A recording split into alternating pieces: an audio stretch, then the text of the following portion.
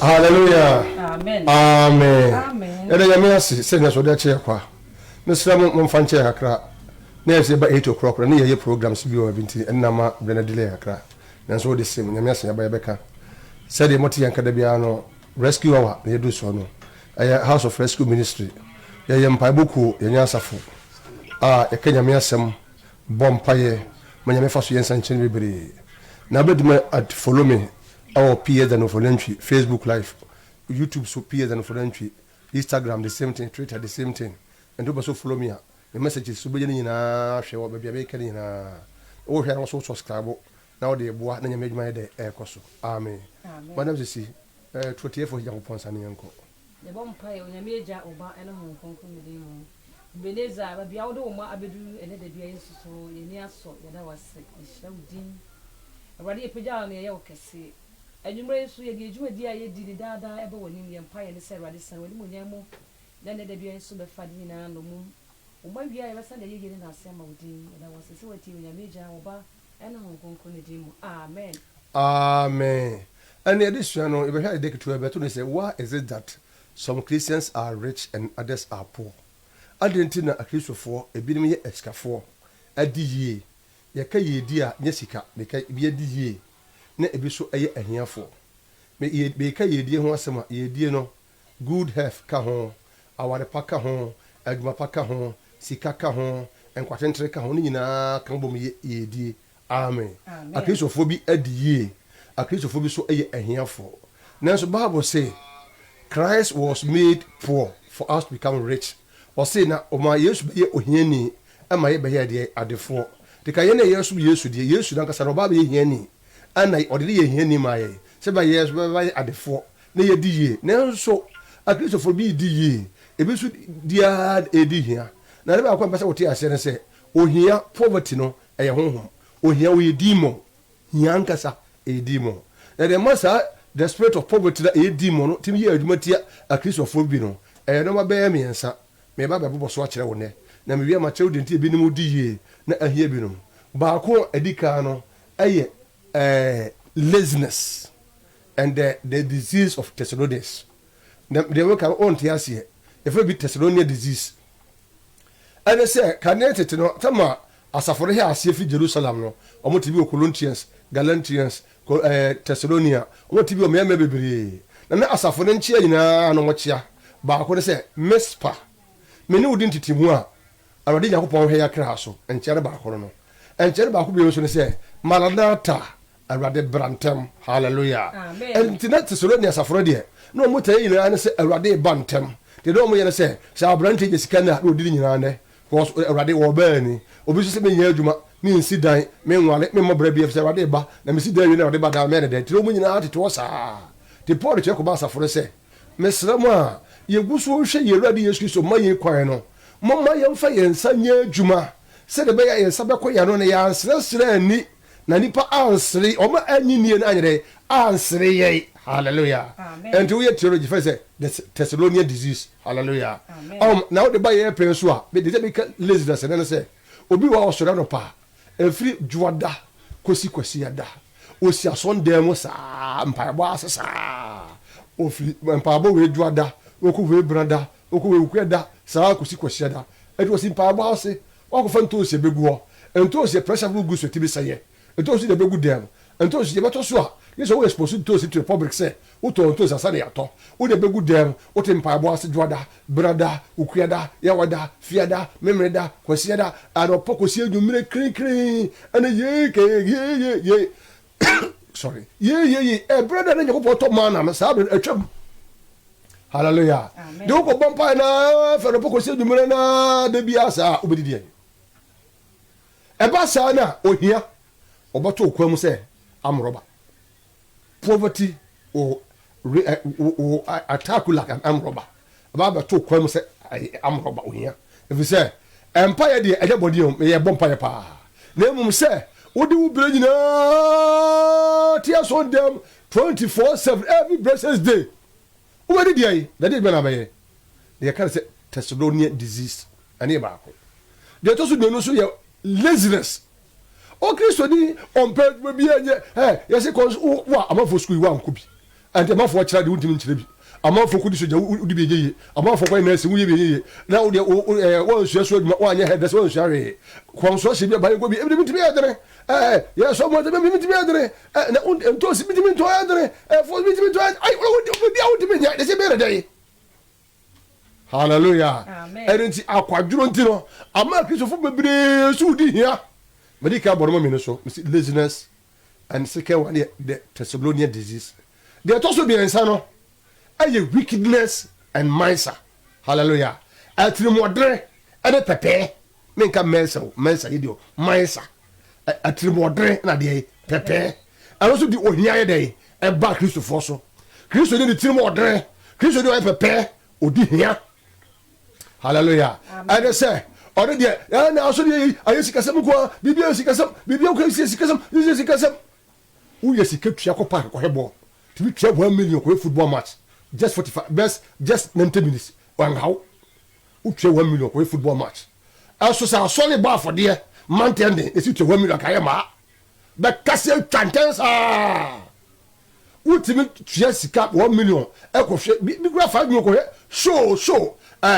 mama people Kristo ni na utre wishi ge bayini na so ndeka se Jesus kada be ma onyi hallelujah and he share wickedness ati modern hallelujah no be so dey maisa ti pepe sikeri kura no so nya dey onyi ti da bia no de ahoche so ye dey e ba no so hallelujah amen no man ti sa dey oti sa se no ana o ma ya hiafo e wa asafo no mo na mo mu so yi sika no di ye ma me tire wade bi ase be kanya me asem no fa say mu ye lipa bi no mo ye contractor fo wo ye Kristo ni wa wo bi tie me Kristo ni de otin chan no so o ye contractor no wo ye wi asini tu mo ko be for contract ni wo $50 million wo ye contract ni na wi tia wo kasi kai na wi tia wo tax wi a o fo so we $10 million hallelujah amen wi asini na oni mu nyankopon no ewuru se o busumbi o malambi e de okope contract no okọ busumbi no so okọ malam so okotwe dwan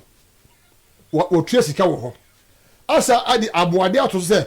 mensa kala me wi a mema mo sei o firi ho so no o ma committee na atrase a o mo foto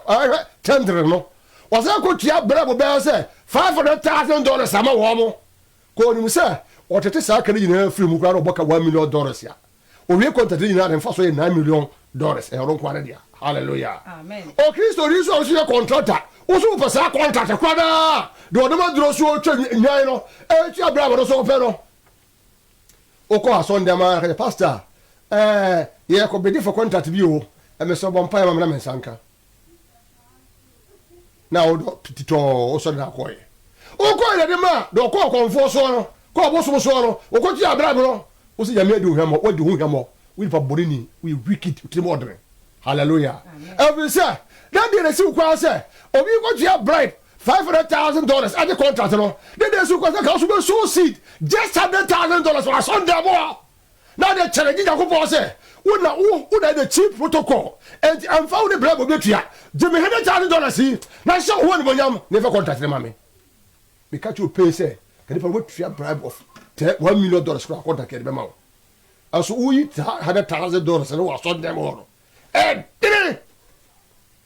dia ono no anya dire ma no okotua bribe $500,000 or dia je contract no wo se nyame di hwam wo di hu yam nyame di hwam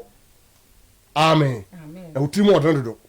ɛno nti do bia kristofo ye ho kyire yɛn na ganya wanwa so obi to bese wo si aborosan wo to ntoma na posifo chensi wo de ka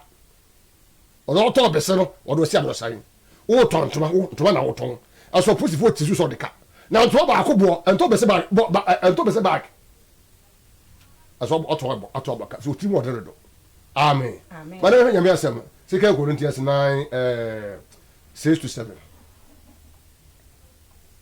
na ye dia wodua no chenchen mu no betwa no chenchen mu na dia wodua no bafu mu no betwa no bafu sade obiara susu na koma mu no sade obia asusu wo na koma mu no oma enya amememfe ana ohyemu efrise dia wote na animu ma no onyankopon edo amen amen o say o kristo di wo se no ka no se bia obedi ye no o se di odua na chenchen no omie bie na sika no so no ubetwa na chenchen umie aso nti contract no se anka u so se ya medi hwem o di wo hwem o se da di odua de bafu no obetwa de bafu hallelujah na do bia o so wona kuma mu no oma obi asu wona kuma mu no oma na enye o hye so nya me fe so eno nti da me se me minisa me mpese feska bra me mompa ya mawo eno nti di ai o de se ba na ye dey afọdebọ de kedi para pọ na ba afọde o nyame ka se Abraham fa Isaac ba afọde na Abraham wa Isaac ntia taba na ongo Isaac nyame ka so fedi pa ma afọde also ne no aso afọde so ye ka ho na Yesu ye hu na mane no na o de triki bi yisika fata obo maso fata akoko so tia so fa koso fa hawiem na sa ai de se antes bi se be ya bo yeske enye nyame se jadi pa life ma no so be ni chetia obetwa cheche so obedi bafu so a obetwa de bafu hallelujah de obi asusu na ko bo ye dai oma anya wo hweso anya amemfe so onyame dodo te na ko bo ye dai ema simple do yi da ko de mawura de no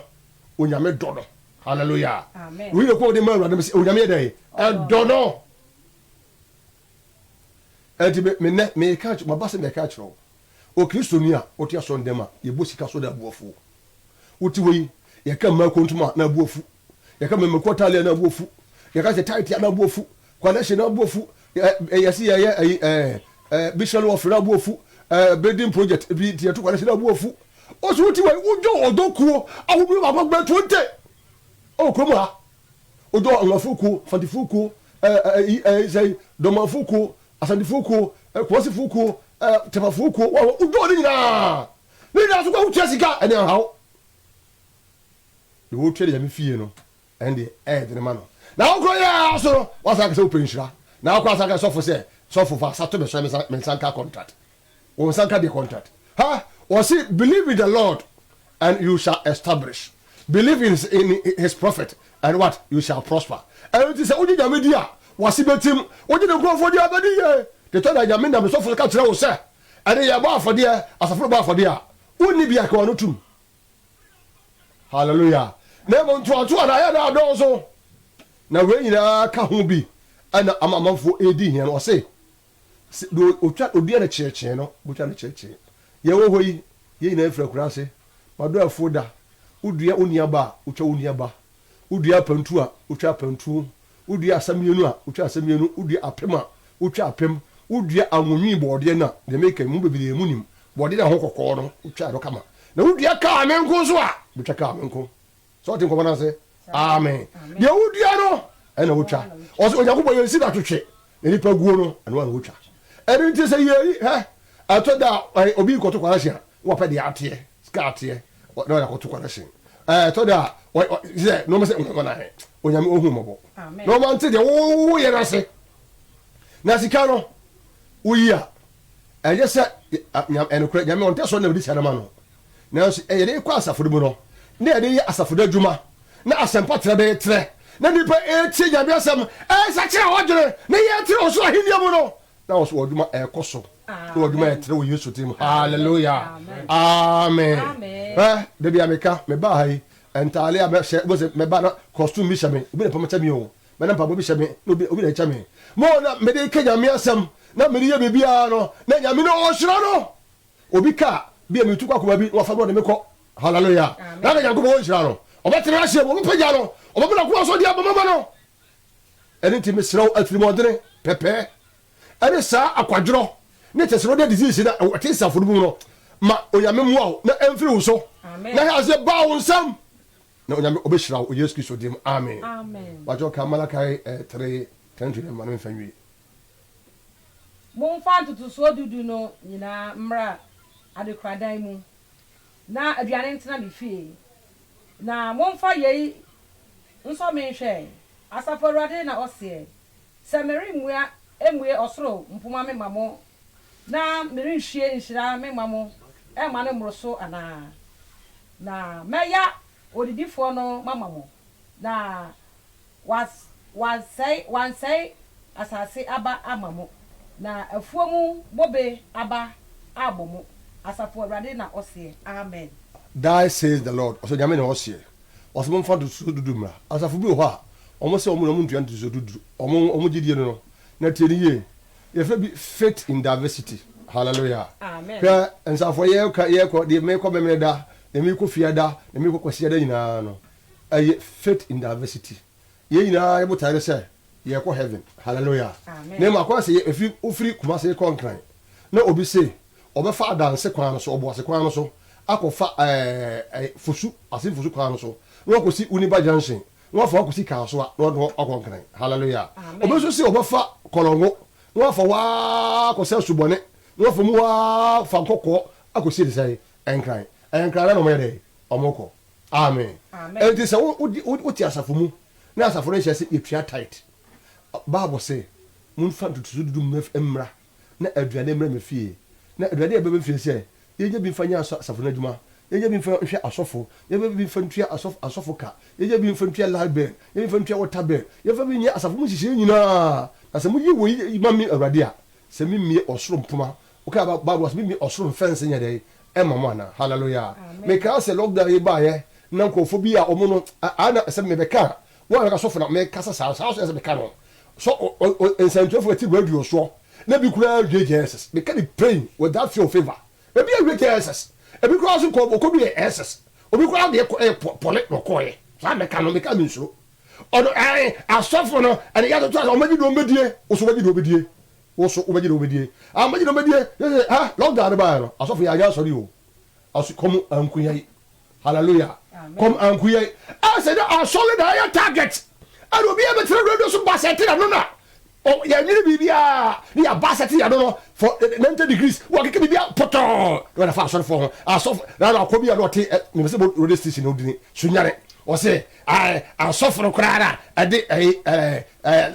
account number member se obi ya nkyere ka te fa ko e ma bufo no wo fa wo bai wo tu radio station wo ke ka wo no obi ba be ka bia chiro aso no isi no wo ka se ni sei bai fo o baba fo isi trogu o bai fo ka ti o praying nzuro utemi animo ho hallelujah na ka asori lockdown ba yankwa asori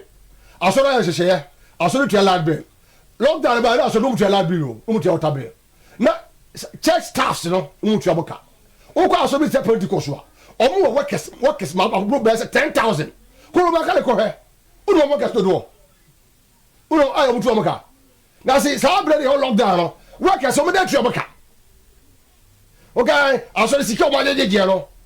eje woni wu aso school down na yesusi bebrebe no o ba ga na ha keka school dan na kenka hospital kan ya bai de na kan aso de ha de na he de do so o kan bai hospital sia no brafo me de ba kenka bebre hwidiem ade se fa bi ankwanta brekum drobo ade sai tachimbai enkoransa wonchi aba hospital ha ya sai aba ana sunjala kura enziye aba hospital e say ma me mo se gere so job o biye mission sus na ka aba de ha de nye wani wu na nya wudi asori for atem asori for de ne se sofu bi e ko bodo kro se na se for bi mo ya okronfo na mo di sika bi aba for atem no sa na se jori bi te sa ado so tiase se for ina anye de sofu bi ko bodo kro no mfa me sa asofu de din so didi asori tem na won kwada na wutwa so no o say Bartholomew abususam na mo keka no hallelujah amen wo se mo famre me fie na de ni mre me fie hallelujah na wo ye me bi oso mfansi adai a kire mo na meyi odidifo no afiri mo nyuma mu na me si de kwan afiri mo nyuma mu na wa masem mo de madua ne aba remember boba ba ne bremo hallelujah and this Christonia what ya mesmase na wa preso na asafo no mu enhyehyeye te ni ye mesi asori de otima office asori ntimi no jai enye wo hye abure ka ba wo fese tinkin ka ja kenkan asori de okọ na yasi yako presby yako Roman Catholic yako CAC yako apostolic yasi uba yasi asori no ne tendency ni hyehyeye ni wa preso ka asori hyehyeye no so hallelujah amen every say atiate de baye yare kro unya trasa fumo na trasa fumo hyehyeye fani ufa unisua what ye tua na ba wo say atiate de baye yare yare kro edi oma ekenya mso ho na wo ma o hirawo o se enye o hyeso enye amemfe so Onyankopon ododo tire ni mede ema hallelujah enti na nyum be ba ka kire wo se de be ye na mbe hirawo no ya kwaduro fi wo mu o ko fa no ma ba fa kwa tiba ton na ye beto na asonde ma ye de aye efi a wo simpa ba ase 24/7 every blessed day no besro menka asem pa abonye pa abo wetima kọ na emu hyehyɛ wo bere yi bra de bekom bible bra de be ye adwuma na ye guso hwe Yesu Kristo anim kwan ya ansesere ni afise David say maya abofra maya abrantie maba akokora me hu ogidi ni ona asefo yede esresre dida do Kristo ye basa wo sresre dia wo gu Kristo anim ase hallelujah ya de to so bi sa Thessalonians disease no ye na so fu bi ba wo se Yesu batira na ye mo me nya ko twa park so ye ma nya adwuma mesra o so ya bodansem hallelujah obi enim da Yesu beba fa won say adwuma ye adwuma dene wo se Kristo be dai beba de to so bi o so besraw sa share wickedness and minds ajai ati mo utimo trip de safuru utimo tri sika wo bi pa ba no buso akos utimi to ka kwa tia ba onpra asole ba afode va na akoyi 100 cities asutin to ka be say 50,000 che wo ba onpra so ngutwi na ba oduma no ka se mu ebigu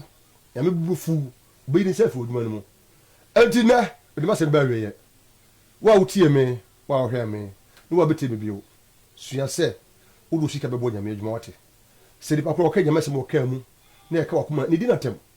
bo nyame adwuma bo ne bi hallelujah so wo ka the street so na o de office e ya otantwam ko ba bi enye otan na obuda be bo na fa bo no hallelujah wo asondem so na ye ka na sondem a